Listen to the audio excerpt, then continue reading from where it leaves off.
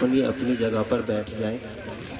بس انشاءاللہ حضرت نے تو بہت زیادہ ٹائم بتا دیا، اس سے بھی کم قیمت میں آپ حضرات کا لوں گا انشاءاللہ، کیونکہ وقت بہت تنگ ہے اور آپ حضرات کو بھی اپنے گھر کے اور اپنے کام کاج دیکھنا ہے اور ہمیں بھی جانا ہے، اور پھر جمعے کا بھی وقت ہے آج، اس لیے اس کی بھی تیاریاں کرنی ہے. بس دو چار باتیں آپ حضرات کی خدمت میں عرض کرنی ہے. الحمدللہ کفا وسلام علی عبادہ الذین اصطفیٰ، اما بعد.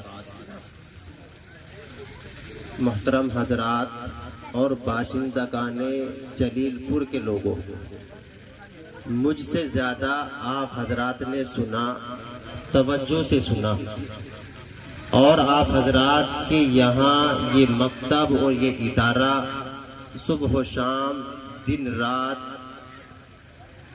آپ حضرات کی موجودگی میں چل رہا ہے. مجھ سے زیادہ آپ حضرات بخوبی واقف ہیں، لیکن اسی کے تعلق سے دو چار باتیں آپ حضرات کی خدمت میں عرض کرنی ہے.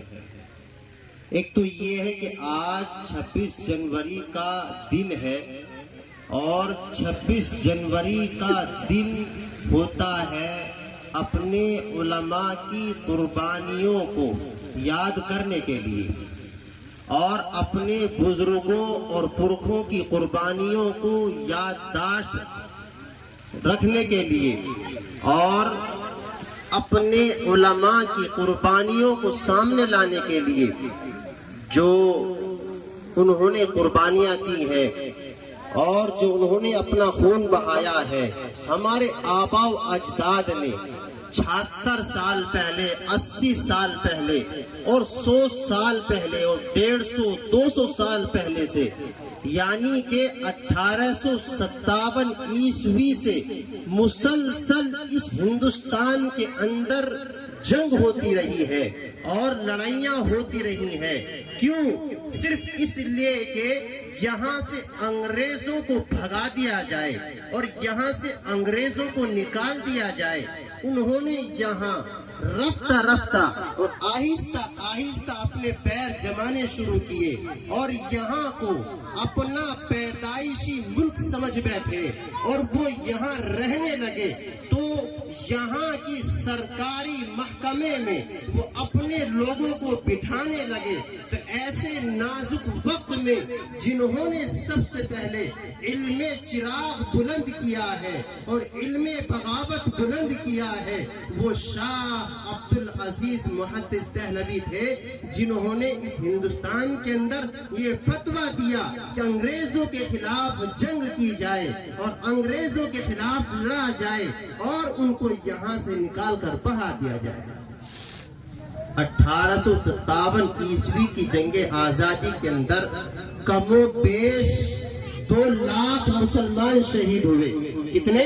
2 لاکھ مسلمان شہید ہوئے، اور وہ میرے اور آپ حضرات کے آباء و اجداد میں سے ہوں گے، آپ کے پرکھوں ہوں گے اور آپ کے بزرگ ہوں گے. اور ان 2 لاکھ میں سے 51,500 علماء کرام تھے. کتنے؟ 51,500 علماء کرام تھے. صرف دہلی کے اندر 500 علماء کو پھانسی کے پھندوں پر لٹکا دیا.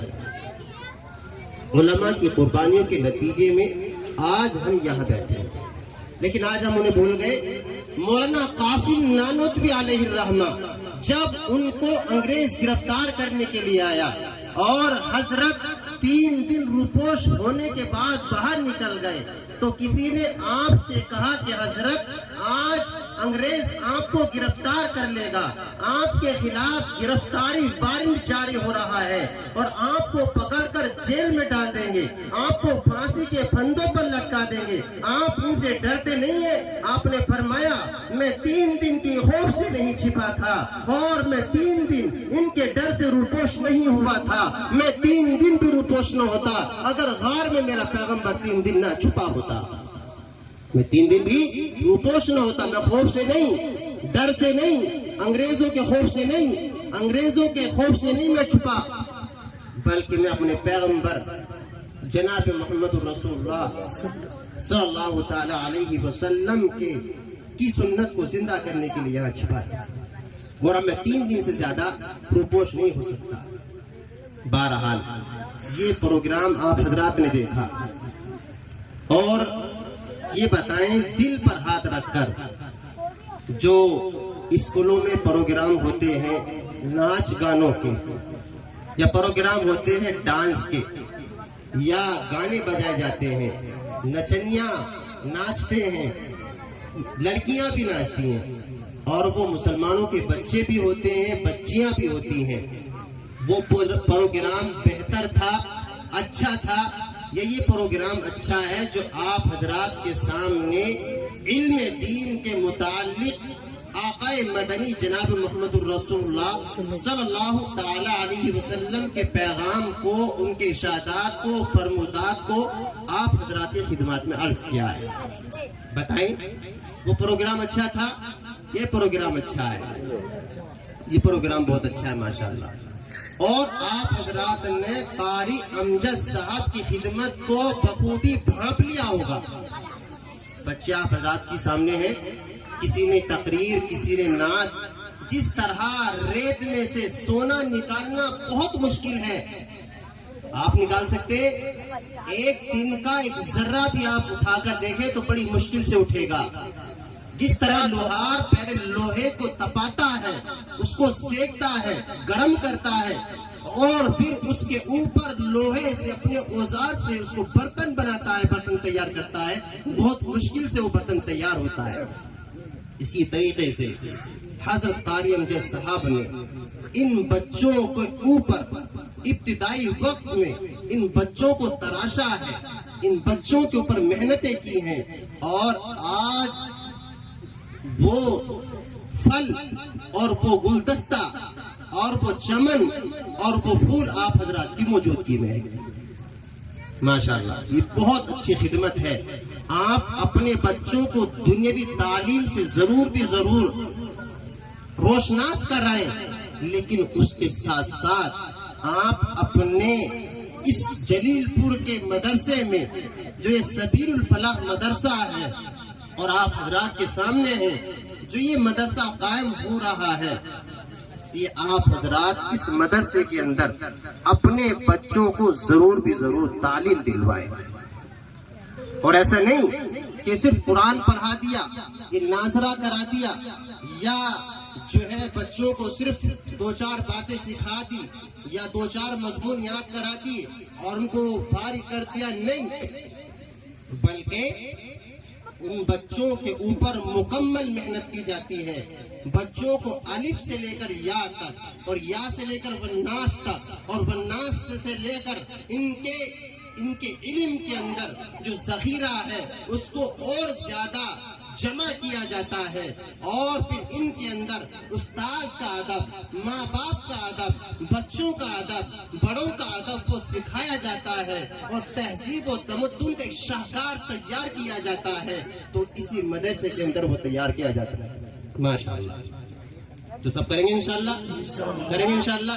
بھائی آج پروگرام تو 26 جنوری کا تھا، لیکن آپ حضرات کی موجودگی میں بچوں کا جو نتیجہ تھا، جو رزلٹ تھا، آپ حضرات کے سامنے آ گیا۔